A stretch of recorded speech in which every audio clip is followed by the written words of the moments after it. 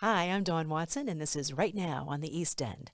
I'm so thrilled today that I have a new friend and filmmaker, Christiane Arbesu, with me. And welcome, Christiane. Thanks for coming. Thank you. Thank you Yay. for having me. I'm so glad you're here. Me too. All right.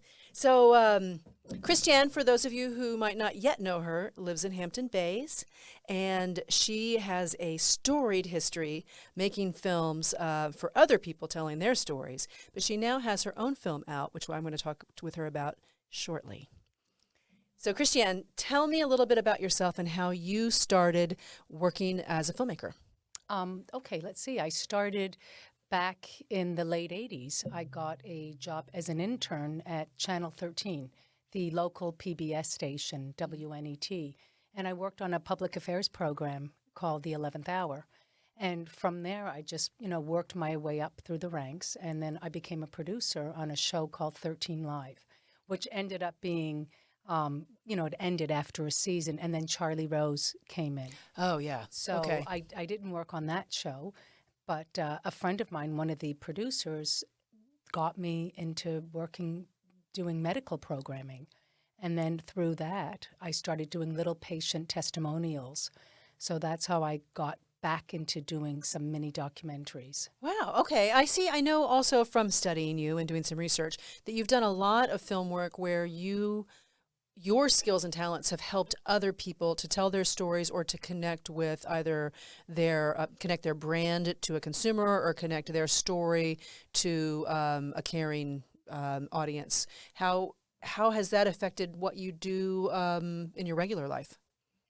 Well, I think it's really, first of all, I think everyone has a story, right, that they need to tell. I mean, and a lot of people have, as you said, difficulty in voicing that. And what I like to do is just give voice to particularly the underdog. And I like to do a lot of work for nonprofit organizations, fighting, for people, in the fight with cancer. That's a subject that's really dear and close to my heart.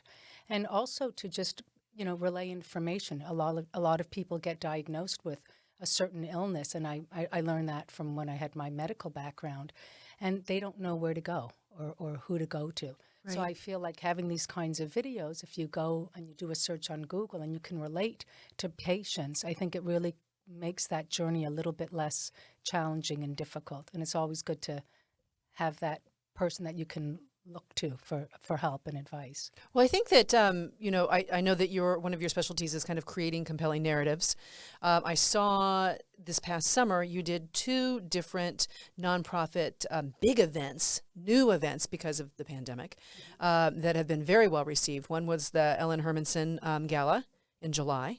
And then you also did the video and the production for the Southampton Hospital Garden in the Gala in the Garden. Correct. And I know Ellen Hermanson raised about $111,000. True. Woohoo. And Southampton Hospital raised, I think, $750,000. Oh, wow, that's great. Yeah. I didn't realize that it was that high. Yeah. No, and both projects were just the people are wonderful, so good to do that kind of work. And it was, challenging and a bit scary at the beginning because it's, we're in the middle of a pandemic. Yeah, I think they both came off beautifully, and I loved watching them. And I also loved, like, with the Southampton Hospital one, I can't remember who it was, but if you're watching this, you should be proud of yourself. There was a man that you interviewed, and I think he was like in charge of operations or something, and he was moved to tears, Yes. talking about how COVID had affected the hospital staff and how it affected him. And I love that you captured that brilliantly, and you didn't cut away, whereas maybe somebody else would be influenced. And I think it was very powerful. Oh, yes, he was absolute. Santiago is his name, and yes, wonderful gentleman. And really, yes, because I think it really shows how, the challenges and the fear. Yeah. But the Southampton Hospital, those guys really rallied, and they did it. I mean, they did it. If I'm not mistaken, I don't think there are any COVID cases to date at the hospital. I believe you're correct, and I know Jason actually would be able to tell us that specifically because he is really up to date on that, and I usually am, but this week I'm not. Okay. But that's okay.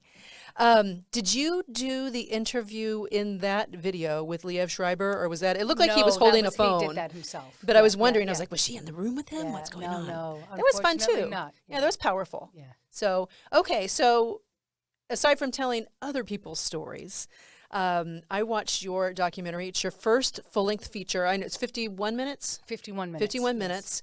A feature that you've done about yourself and your family, and it's called I Am Arbesú. And please tell everyone about this film and why you decided to do it. Okay. I decided to do it because my father and mother, they escaped in the early 60s.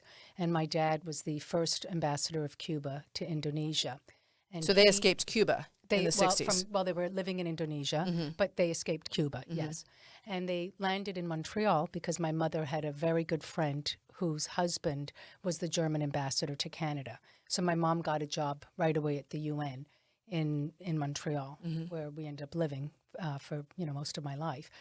And I wanted to go to Cuba because my parents could never go back, and I could never go back. Not go back. I was born in Montreal, but I moved to the States, and you're not allowed to go to Cuba as an American for a long time, forever until 2016. Right. Correct. Yes. So the floodgates opened. I knew, yes. So I knew that I always said, it was too risky for me to go through Montreal because if the Americans found out, then it would just be, you're not allowed to do it. I wanted to do it the right way. It was too risky. I wasn't an American citizen at the time. And when I became an American citizen, that was the first step to getting the permission to go. Obama opened relations, and I went in 2016, and it was just an incredible experience because I'd always wanted to meet my family. I mean, I grew up with my 3 sisters and my brother and my parents, and that's it. That's all the family I knew. Right. And, I would go to friends' houses, and, I grew up with a lot of immigrant families, and I would meet their cousins and their grandparents, and I never had that. None of us did. Well, I think it's interesting, too, in watching the film, which I've watched now several times, but when you go to visit your family in Cuba, you see, and it's such a different thing, too. I think that this is a Latin American thing.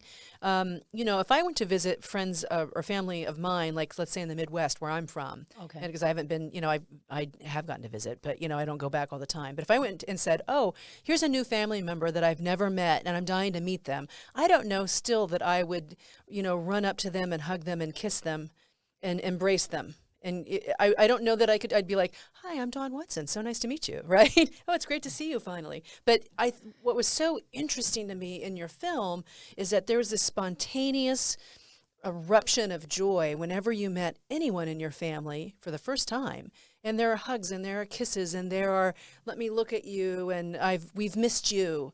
And it was a beautiful thing to see. And I think that's almost also encapsulates how the Cuban people are. Yes, I agree. And, it's so interesting to hear you say that because that's so much of who I am and how we were raised. Yeah. So, anytime of course now we're in the middle of a pandemic, but I just always hug and kiss on both cheeks and just say hello. And yes, you're absolutely right. There was something, it was so magical. It was, experiencing a kind of love that I guess I longed for my whole life, but you just don't realize it until you're there. Yeah. And you can't, I wrote about it and I told my sisters when I got back how incredible it was. And they're Cuban, so they need to get past because they were born in Cuba, right? Right. So it's much more complicated. But it was, I mean, there were so many things that we shared. I grew up with dachshunds my whole life. All my cousins have dachshunds. Really? Unbelievable. Oh, well, I think there's a lot of family resemblance with you and some of the people you're speaking with that are in your family. Unbelievable. Yeah, it's And my grandmother, my dad's mom, like, just my hands or my gesture, they would be like, "Oh my God, you're just like her," and they would through me, they got to relive their childhood. Yeah. But it was fantastic. Don't get me wrong. Yeah. I've been there 6 times, I think 7 times, but it's so sad too. Because, as I say in the film, we lost so much time. And I just wish we could have we could have had this sooner. Before. And leaving, going back the first time was just, it was brutal. I think it was your father's sister who said, we love Christinita, is what she called. I love that. We love her and we want her to stay. She cannot leave. Yes. And but I feel like, there was such a strong force of kinship Yes. there. I mean, it was palpable. I could feel it coming from the screen, and I love to see that. And I think that that's probably one of the most interesting things about the film is because you can see the human interrelation. Plus, Cuba's beautiful. Cuba's beautiful. Yeah. And one thing I'd like to add is that, you know, especially now during what we're living through, you know, politics really did tear this family apart because my dad was seen as a traitor. Right. And it was a real disgrace to his family. Not necessarily my mother's family because she was from Camagüey, and my dad is the one that was the ambassador. So it was a really big deal for them to, you know, accept us. And, you know, because I asked, and there was a lot of things that I didn't put in the film because I didn't want to get too political, you know. But they said that, you know, the government would go to their house and see, and they weren't allowed to call my dad, you know, because he was seen as a spy and as a traitor. So love really does prevail. Yeah. Even going against what their core beliefs were, my dad held on to his, right? And that's why they left. Well, but he also, I know in the film, he said this in some of the interview information I read from you, he thought he was going to be gone for 3 to 5 months. He thought that the communist government was going to fail. Absolutely. And so what a kind of heart-sinking feeling to think that you're going to be able to go back and say goodbye, and you never can, or say hello in your case. Right. And you can't for 50, is it 53, 55 years? Yeah, everybody got Yeah, it's like it. when you I think it was conflate like it, like, you know, 57, yeah. you know, probably Wow. 57 years. Yeah. Wow. So, absolutely. But he knew very early on, but that he had to leave. Right. And he didn't tell anyone. Did he leave before the Bay of Pigs, or did he leave after the Bay of Pigs? Okay. After. Yeah, scary times. Yeah, he was so right after the Bay of Pigs, because they were living in Indonesia, he was stationed, his new post was going to be in Poland. So on his way he accepted the post, and on his way to Poland with my mother and 3 sisters, they stopped in London, and they sought political asylum, and they could have stayed in London or Montreal. And I guess they chose Montreal because of my mom's friend. And of course, they got there in November, the day after Kennedy was assassinated. Wow. And it was freezing cold for them, Right. so you can imagine. So yeah, right? very But now you speak French and you speak Spanish and you Correct. speak English, Yes. and so that's kind of cool. Yes, It was it's very good. funny because I had not yet met you the first time I saw the film. Okay, right. But I was like, hey, that white lady speaks really good Spanish. Well, I've got a terrible accent, but as the Cubans like to say, I can defend myself. And it was, I got to tell you, it was exhausting because I had to speak Spanish for 2 weeks. Yeah. Only Mimi speaks English, you know? Oh, So wow. it was like, oh my gosh. And then I was like, I had to remember, okay, how do you say this and how do you say that? But it was just, you know, littered with memories of my mother and seeing what they both gave up and what families today still give up. Yeah, And that's what's so sad. Well, it's amazing. I know that, like, I don't want to give away the whole film because people should watch this film. Sure. I Am Arbesú, which has won a ton of awards, which is Well, amazing. Yes, yeah, no, it's one of yes, no, it's great. I'm I say it's a grateful. ton of Yeah, awards. yeah, I mean, yeah. you're competing against Yes. every film under the sun, and hopefully we'll be able to see it somewhere out here. It's some variation at some point soon in a festival.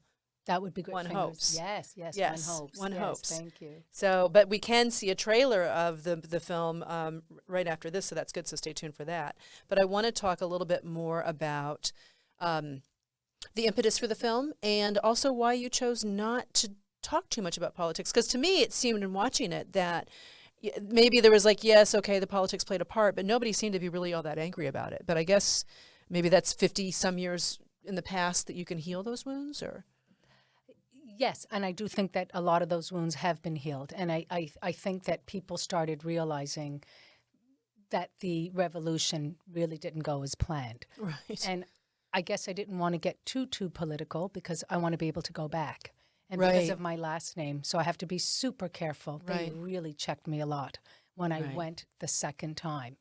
And it was a little bit scary. So I just thought, I've got to be careful. So, and it's for people to decide. We know that Cuba is a communist country. Also, all my family is there. So I don't want to say anything bad Right. about, you know what I mean? Yeah, of And- course. And I, just one of the things that I always say to my cousins is that, yes, and some are a bit more communist than others. And a lot of times I just say, well, I feel my dad made the right decision. And I called him as soon as I got back. And as sad as it was to leave and not know when I was able to go back again, I did say thank you so much for leaving, because he gave us a great life in Canada, and I am able to travel the world. I am able, I mean, it's not like I've got an abundance of money, but if I choose to do it, I can, and you can't in Cuba. And you can't in Cuba. I mean, they make so much with so little, which I think is a beautiful. It's a beautiful culture. In that sense, but it is, I mean, I there was a part in the film where you're standing there and you're all like kind of congregated together with one cell phone on the internet. Oh yes, to see our cousins in Miami, because three of them actually, while I was filming the film, moved to Miami, and because they have Spanish passports through their parents' side, So it's interesting to see that three cousins live in Miami, and the other three are still in Cuba. So I guess it's more out of, I guess respect for the culture, and I respect it a lot. And the country and the way that they live, and as you said, they really do make do with what little they have. But I'm really happily grateful. seeming, which is I mean happily. Really, absolutely. Yeah. But I'm very happy too for where I am. And my dad, as much of a struggle, and it was a big struggle for them, and for all of us. But I'm so grateful he did it. That he left. Well, I'm glad that you made the film, so we can all see this. And I think there's a piece of it where we can all, whether we come from immigrants or whether we have family that is separated for some reason, politically is a really actually big thing right now. Whether there's some sort of chasm in our life and where we can reconnect, I think it's kind of a universal feeling. So I love that. About it. Are you going back anytime soon? Do you know? Well, I had my ticket. I was all ready to go back in March. Right. Of course. And I've got my 2 huge suitcases full of stuff. Right. So I'll probably, once this is out, maybe, February of next year or March of next year. But JetBlue has tickets, Right. To and as a journalist, you're still able to go. Yeah, I go because my family's there. Yeah. So the visa's $50. Okay. And if you have family, you can go to Cuba. Yeah. And you can go now for humanitarian reasons, but it's, I wouldn't go. I won't travel this time. Right. But no, I'll be going. I think I've been there it's either 6 or 7 times, and it's so easy. It's like going to Miami. Yeah, I've been. I love. Oh, that's right. So you see how easy. I want to go back. Actually, it's very funny because on the same trip that I did that, I went to the Bahamas. Oh, okay. Yeah. No, I know, but it's a culture shock. But I loved Cuba. I would rather have stayed the whole time in Cuba because it was so much more authentic. Yeah. And 50s. It's literally a throwback to the 50s. It was gorgeous and colorful and bright, and the food was amazing, and the music was great. We went to a jazz club, and it was amazing. And then we went to the Bahamas, and it was hot, and people were trying to sell us watches on the street. That was pretty much it. So no offense, Bahamian people. Yeah. But I love Cuba. And what's up for you next? What's coming up next? What are you doing? Well, I guess right now I do a lot of videos for ADHD. So and the name of your company, by the way, your production company? Terrebonne Productions. Okay. Thank you. You're Terrebonne welcome. Productions. So I've got that in the works right now. We're doing a bunch of testimonial videos as well as doctor training type videos. So cool. It's my real job. The bread and butter. But I also want to do, any stories that need to be told out here or anywhere. And what's been great is we've been doing a lot of the interviews over Zoom, and they come out really great. Really we add some B-roll to it, some graphics, and I've been filming on my iPhone. I know, it's amazing, the technology. Yeah. It's great. Well, I think that people get more and more used to that too. So this, instead of what could have been shocking, what was shocking in March or April with the Zoom stuff, now it's people just expect that. I mean, people do television shows on Zoom. Exactly. And and it looks great. And I'm going to be doing something actually for Ellen Hermanson for their virtual benefit in February. So we're trying to figure out what we're going to do. And it's that's such an honor to do that. And meanwhile, there are lots of people out here who have plenty of stories. Yes. If you're looking for more, documentary work. That'd be great. Yeah. Well, thank you so much for coming. Oh, thank you. I'm so thrilled that you're here 2 times in a row. Yes. Yes. Right. And I think that's it. Take a look at this trailer. You've got to watch Christiane's documentary, I Am Arbesú. It's amazing. I love it. I hope you do too. Till next week, I'm Dawn Watson. This is Right Now on the East End.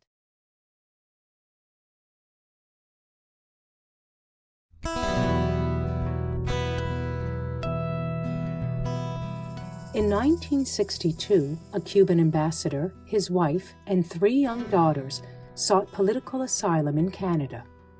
The Between 1960 and 1974, more than 500,000 fled to the United States, separating families by politics and geography. It is history in the making. When President Obama opened relations with Cuba in 2016, Oh my God. I became the first Arbesú to visit Cuba and meet my family, since my parents and 3 sisters left in 1962. It's incredible. It's like an explosion of feelings.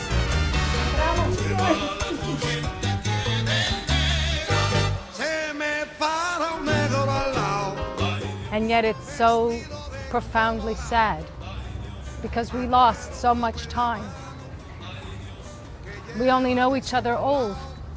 We don't know what it's like to be young. Yo creía que el gobierno de Cuba no iba a durar ni 3 meses. Por eso cuando llegó a Montreal, ya yo tenía 3 hijas, pues no las pongo ni en la escuela. Porque yo digo, esto se va a caer, este gobierno, los americanos no van a permitir que los comunistas se cojan a Cuba. Cuba is still a communist country. I Am Arbesú is the story of the reuniting of a family separated by politics and geography for 55 years. This is my whole family. Most of my family.